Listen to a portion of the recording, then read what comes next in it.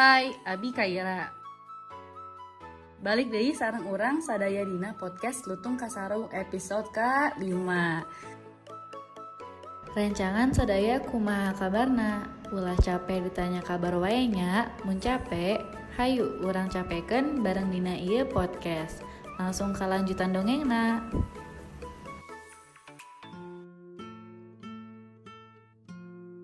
Lutung Kasarung anu ningali hal ieu reuas teu nyangka jelema anu salila ieu dipika resep teh nyaeta putri anu gelis pisan.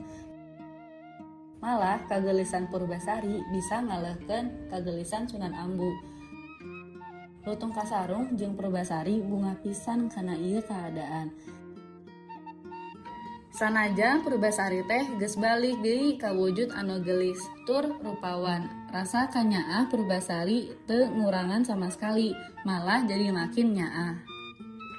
Kabar soal balik deui na kagelisan Purbasari nepi ka cepilna Purbararang.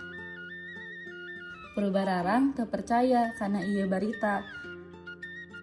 Manehna keneh percaya kana eta bore anu diburakeun ka Purbasari ngandung kutukan anu jahat jeung kuat pisan. Purbararang tur ngajak tunanganna jang mastikeun keaslian eta kabar. Purbararang soak pisan ningali Purbasari geus balik deui ka wujud semulana anu gelis tur rupawan. Purbasari katingali makin mempesona make acuk pamere ti malaikat. Purbararang hariwang kagelisan adina Purbasari geus balik deui. Nu matak abis ngancem tahta anu ayeuna didiekeun keneh ku manehna. Purbararang langsung mikir neangan cara kanggo ngaleungitkeun deui eksistensi adi bungsuna. Purbararang malahan ayeuna manehna boga niatan nyingkirkeun Purbasari salami lamina.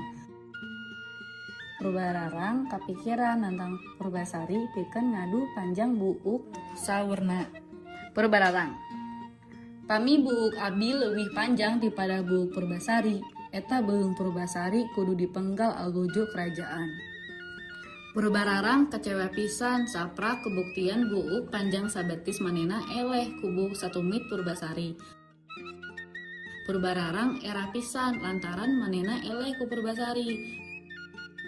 Jang nutupan elehna Purbararang neangan tantangan anyar kanggo Purbasari.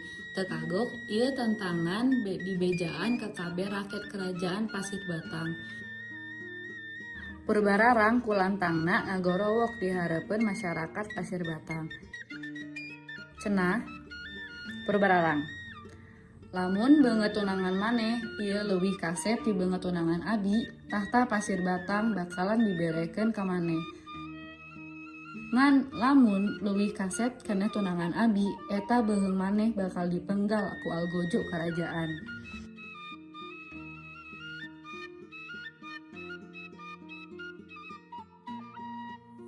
Cik, kira-kira leuwih kasep saha ye tunangan Purbasari atawa Purbararangnya?